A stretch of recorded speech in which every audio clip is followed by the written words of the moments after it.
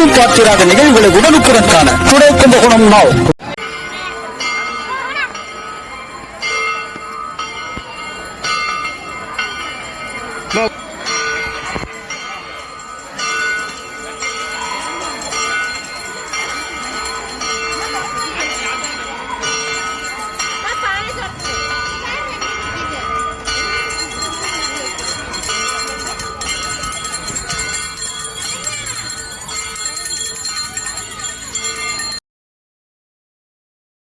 கும்பகோணம் அருகே கருப்பூரில் உள்ள சந்தனால்புரத்தில் புனித அன்னம்மாள் ஆலயத்தில் அந்தோணியார் பொங்கல் நடைபெற்றது.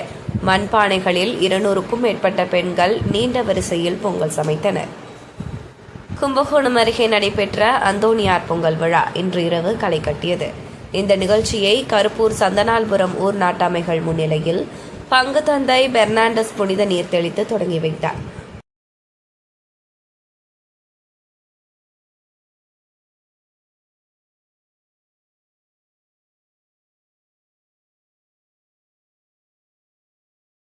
பொங்கல் சமைத்த பின் அனைவரும் பொங்கலை புனித அந்தோணியார் ஆலயத்தில் வைத்து படைத்து அனைவருக்கும் வழங்கினர்.